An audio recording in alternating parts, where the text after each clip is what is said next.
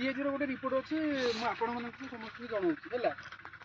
ତ ପ୍ରଥମେ ମୁଁ କହୁଛି ବାବା ସାହେବ ଡକ୍ଟର ଭୀମରାव ଆମ୍ବେଦକର ଯେତେବେଳେ ଦେଶ ସ୍ୱାଧୀନ ହେଲା ସେ ଦେଖିଲେ ଦେଶକୁ ଉନ୍ନତି କରିବା ପାଇଁ ଦୁଇ ପ୍ରକାର ଜିନିଷ ଦେଖିଲେ ଏକାଥରେ ଫାର୍ମିଂ ସହିତ ଇଣ୍ଡଷ୍ଟ୍ରିଆଲାଇଜେସନ୍ ମାନେ ଶିଳ୍ପାନୁଷ୍ଠାନ ଏଇ ଦୁଇଟା ଯାକ ଜିନିଷ ସେ ଦେଖିଥିଲେ।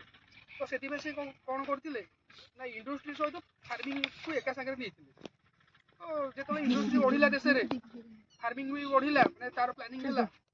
ତ ସେଥିପାଇଁ କ'ଣ କଲେ ନା ଦେଖିଲେ କୋଉଥିରେ ବେଶୀ ଲାଭ ହେଉଛି ଆଉ କୋଉଥିରେ ଦେଶର ଲୋକମାନେ ଭଲ ସୁବିଧା ସୁଯୋଗ ପାଇବେ।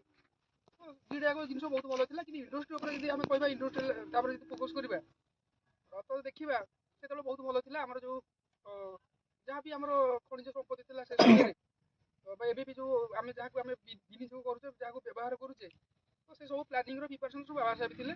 ସବୁ କହିଥିଲେ କେମିତି ତାକୁ ବ୍ୟବହାର କରାଯିବ।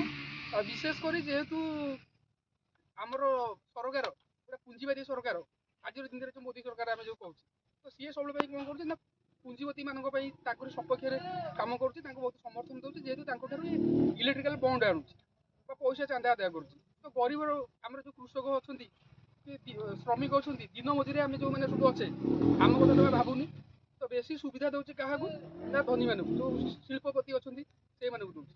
ତ କହିବାକୁ ଗଲେ ଆମେ ବି ଟ୍ୟାକ୍ସ ଦେଉଛୁ କିନ୍ତୁ ସେମାନେ ବି ଟ୍ୟାକ୍ସ ଦେଉଛନ୍ତି କିନ୍ତୁ ସେମାନେ ତାଙ୍କ ଲିମିଟ୍ ଅନୁସାରେ କମ୍ ଟ୍ୟାକ୍ସ ଦେଉଛନ୍ତି କିନ୍ତୁ ଆମେ ଅଧିକା ଟ୍ୟାକ୍ସ ଦେଉଛୁ। ଆଉ ଅଧିକା ଟ୍ୟାକ୍ସ ଦେଲା ପରେ ବି ଆମେ ମାନେ ସର୍ଭିସ୍ ଭଲରେ ପାଇପାରୁନି।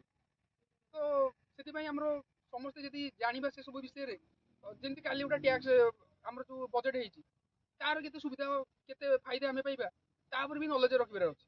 କିନ୍ତୁ ଯେହେତୁ ଏଇଟା ମୁଁ କହୁଛି ତୁମକୁ ବିଦ୍ୟୁତ ଯେଉଁ ଏଇଟା ଅଛି ବିଦ୍ୟୁତ ଆମର ଯେଉଁ ପ୍ରୋଭାଇଡ଼ କରୁଛି ତାର ରିପୋର୍ଟ ଅନୁସାରେ ଆମ ଓଡ଼ିଶା ହେଉଛି କୋଇଲାର ପୁରା ଭଣ୍ଡାର। ଓଡ଼ିଶାରେ ଯେଉଁ ସବୁ କୋଇଲା ଯେଉଁ ଅଞ୍ଚଳରେ ଅଛି ସେ ତାଳଚେର ହଉ କି ପଶ୍ଚିମ ଓଡ଼ିଶାରେ ଯେଉଁ ଜାଗାରେ ଯାହା ବି ଯେଉଁଠି କୋଇଲା ବାହାରୁଛି ସବୁ ଆମରି ଲୋକଙ୍କ ଚାନ୍ଦୁରୁ ବାହାରୁଛି। କିନ୍ତୁ ସେଠି କ'ଣ ହେଉଛି ଧର ଆମ୍ବାନୀ ପଶିଲା କି ଆଦାନୀ ପଶିଲା କି ବିର୍ଲା ପଶିଲା କି ଟାଟା ପଶିଲା ସେଗୁଡ଼ା ଯେତେବେଳେ ପଶୁଛନ୍ତି କୋଇଲା ଆଣୁଛନ୍ତି ସେତେବେଳେ କ'ଣ କରୁଛନ୍ତି ନା ଆମର ଯେଉଁ ଆଦିବାସୀ ମାନେ ସେଠି ରହୁଛନ୍ତି ଯେଉଁମାନଙ୍କର ଜଳ ଯେଉଁମାନଙ୍କର ଜଙ୍ଗଲ ଯେଉଁମାନଙ୍କର ଜମି ସେମାନଙ୍କୁ ସେଠୁ ହଟେଇ ଦେଉଛନ୍ତି। ସେ ନିଜେ ଯାଇକି ସେଠି ପଶୁଛନ୍ତି ବୁଝିପାରିଲ। ତ ସେଠୁ କୋଇଲା ଉତ୍ପାଦନ କରୁଛନ୍ତି ତାକୁ ଶସ୍ତାରେ ବିକୁଛନ୍ତି କାହାକୁ ନା ପୁଞ୍ଜିପତି ମାନଙ୍କୁ ସେଇମାନଙ୍କୁ ବିକୁଛନ୍ତି ଶସ୍ତାରେ। ମାନେ ବାହାର ରାଜ୍ୟର କି ଯିଏ ଆମ ରାଜ୍ୟରେ ବି ହୁଅନ୍ତୁ ଆମ ରାଜ୍ୟରେ ବି ଇମ୍ଫା ଅଛି ବିଦ୍ୟୁତରେ ଇମ୍ଫାରେ ଆମର ଯେଉଁ ବୈଜୟନ୍ତ ପଣ୍ଡା ତାକୁ ଛଡ଼ା ହେଉଛି ହଜାର ହଜାର କୋଟି ଟଙ୍କା। ତମ ଘରେ ଯଦି ତମେ 100-200 ଟଙ୍କାର ଗୋଟେ ଇଲେକ୍ଟ୍ରିକ୍ ବିଲ୍ ନ ଦେଇ ପାରୁଛ କି 1000-1500 କି 2000 ଟଙ୍କା ଯଦି ହେଇଯାଉଛି ଲାଇନ୍ ବିଲ୍ ଆସି ତମ ଘରେ କାଟିକି ପଳାଉଛି। କିନ୍ତୁ ସେଠି ପୁଞ୍ଜିପତି କି ବୈଜୟନ୍ତ ପଣ୍ଡା ହେଉଛି ଇମ୍ଫା କମ୍ପାନୀ ତାକୁ ହଜାର ହଜାର କୋଟି ଟଙ୍କା ଛାଡ଼ି ଦିଆଯାଉଛି କ'ଣ ପାଇଁ? ତ ପୁଞ୍ଜିପତି ମାନଙ୍କୁ ମାନେ ଯେଉଁ ଶିଳ୍ପପତି ମାନଙ୍କୁ ଏ ସରକାର ପୋଷୁଛି ଆମମାନଙ୍କୁ ମାରୁଛି। ତ ଏଇଟା ହେଉଛି ଯେଉଁ ବିଦ୍ୟୁତ ମାନେ ବିଦ୍ୟୁତ ସଞ୍ଚାଳନ ବିଷୟରେ ଆମେ କହିବା ଆମ ରାଜ୍ୟରେ 25,000 ମେଗାୱାଟ୍ ଆମର ବିଦ୍ୟୁତ ଆସୁଛି। ତା ଭିତରୁ ବାହାର ରାଜ୍ୟରେ ବିକ୍ରି 10,000 ମେଗାୱାଟ୍ ବିକ୍ରି କରାଯାଉଛି ଆଉ 15,000 ମେଗାୱାଟ୍ ଆମର ଏଠି ଜଣ କାମରେ ଲାଗୁଛି। ବାହାର ରାଜ୍ୟରେ ଆମର ଯେଉଁମାନେ ବି କିଣିକି ନେଉଛନ୍ତି ସେମାନେ ଆମ ଠାରୁ ଶସ୍ତାରେ ତାଙ୍କ ଲୋକକୁ ବି ଯୋଗାଇ ଦେଉଛନ୍ତି। କିନ୍ତୁ ଆମେ ବିକିକି ବାହାର ରାଜ୍ୟର ଲୋକମାନଙ୍କୁ ଆମ ପାଖରେ ତାଠାରୁ ଅଧିକା ଟଙ୍କା ଦେଉଛେ ୟୁନିଟ୍ ପିଛା ବୁଝିପାରିଲ। ତ ଏଇଭଳିଆ ଆମର ଏଠି ହେଉଛି। ତ ଯେଉଁ ବିଦ୍ୟୁତ ଆମେ ଯେଉଁ ସବୁ ଉତ୍ପାଦନ କରୁଛେ 80,000 କୋଟି ଟଙ୍କାର ମାନେ କାହାକୁ ଶିଳ୍ପପତି ମାନଙ୍କୁ ମିଳୁଛି 80,000 କୋଟି ଟଙ୍କାର ରହିତା ମିଳୁଛି ମାନେ ତାକୁ ଛାଡ଼ କରିଦିଆଯାଉଛି। କିନ୍ତୁ ଆମର ଯେଉଁ କୃଷକ ଶ୍ରମିକ ଏଗୁଡ଼ା ସବୁ ରହିଲେ ତାଙ୍କ ପାଇଁ କ'ଣ ଦିଆଯାଉଛି କିଛି ବି ନାହିଁ ଜିରୋ ପୁରା ବୁଝିପାରିଲ। ତାପରେ ସବୁ ଏଇଟା ପ୍ରାୟ ଅଧିକାଂଶ ରାଜ୍ୟରେ ହେଉଛି କିନ୍ତୁ ଓଡ଼ିଶାରେ ଏଇଟା ବେଶୀ ହେଉଛି। ଓଡ଼ିଶାରେ ଏଇ ଯେଉଁ ମାନେ ଭେଦଭାବଟା ପୁଞ୍ଜିପତି ହୁଅନ୍ତୁ କି ମାନେ ଧନୀ ଲୋକଙ୍କ ପାଇଁ ହୁଅନ୍ତୁ କି ଗରିବ ଲୋକଙ୍କ ପାଇଁ ହୁଅନ୍ତୁ ଏଇଟା ହେଉଛି ସବୁଠାରୁ ଅଧିକା ରହୁଛି। ଧର ଶିଳ୍ପ ସଂସ୍ଥାକୁ ଛାଡ଼ି ଦିଆଗଲା ବିଦ୍ୟୁତ କିନ୍ତୁ କୃଷକ ହଉ କି ଶ୍ରମିକ ହଉ ଆମର ଭଳିଆ ଗରିବ ଲୋକଙ୍କୁ ଏଗୁଡ଼ା ତମେ ଛଡ଼ା ଯାଉନି ବୁଝିପାରିଲ। ତାପରେ ଯେଉଁ ୟୁନିଟ୍ ପିଛା ମହାରାଷ୍ଟ୍ର ଭଳି ଗୋଟେ ବହୁତ ବଡ଼ ରାଜ୍ୟ ସେଇଟା ଅଛି ସେଠି 9 ଟଙ୍କା କି କର୍ଣ୍ଣାଟକରେ 7 ଟଙ୍କା ତେଲେଙ୍ଗାନାରେ 8.5 ଟଙ୍କା ଏମିତି ବିକ୍ରି ହେଉଛି। ଓଡ଼ିଶାରେ ୟୁନିଟ୍ ପିଛା ଆମେ 4 ଟଙ୍କା ଦେଉଛୁ। କିନ୍ତୁ ସେ ସବୁ ରାଜ୍ୟ ଯେଉଁ ନେଉଛନ୍ତି ବିଦ୍ୟୁତ ଯେଉଁମାନେ ବି ନେଉଛନ୍ତି ତାଙ୍କର ମୁଣ୍ଡ ପିଛା ଜିଡିପି ଆମ ଓଡ଼ିଶାଠୁ ବହୁତ ଉପରେ। ତ ସିଏ ଆମଠୁ ଟଙ୍କା 2 ଟଙ୍କା ଅଧିକା ନେଲେ ବି ତାଙ୍କୁ କିଛି ଫରକ ପଡ଼ିବନି।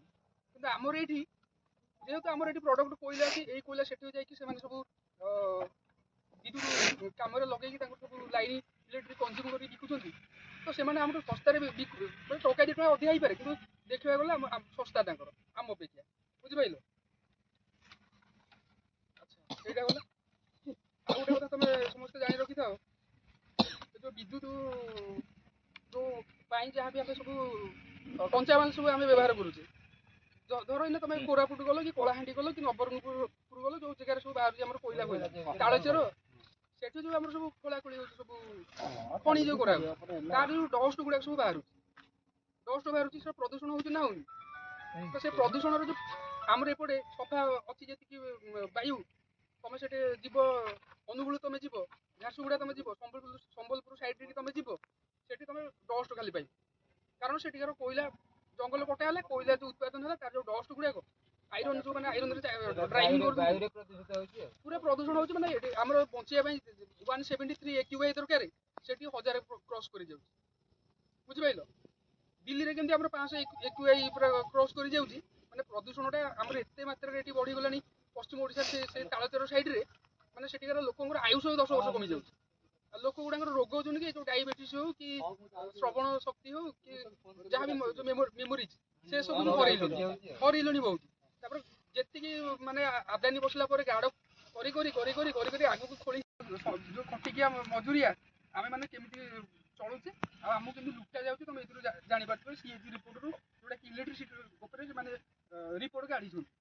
ତ ଆପରେ ସିନା ତମେ ବୁଝିଲେ ତମେ ଯାଇକି ପ୍ରୋଟେକ୍ଟ କରିପାରିବ ନବୀନ ନିବାସ ଆଗରେ, ଯୋଉ ସରି ବିଧାନସଭା ଆଗରେ ପଚାରି ପାରିବ। ତମେ ଆମଠୁ ନଉଥିବା ଲୋକ ଇଲେକ୍ଟ୍ରିସିଟି ସେ କାହିଁ କମ ପଇସାରେ ବିକୁଛି, ଆମକୁ କାହିଁ ତମେ ଅଧିକା ପଇସାରେ ବିକୁଛ, କି ଆମେ ଯୋଉ ଇନକମ୍ ରେଟ୍ ତମକୁ ଯାହା ବି ଦଉଛୁ ଟ୍ୟାକ୍ସ, ଆମ ପାଇଁ କାହିଁ ସେତିକି ଭଲ ମାନେ ସ୍ୱାସ୍ଥ୍ୟଗତ ଜିନିଷ ମିଳିପାରୁନି? କଣ ପାଇଁ ଆମେ ପ୍ରଦୂଷଣ ବାୟୁରେ ନିଶ୍ୱାସ ପ୍ରଶ୍ୱାସ ନେବୁ? କଣ ପାଇଁ ଆମ ଘର ବିଚ୍ଛେଦ କରାହବ?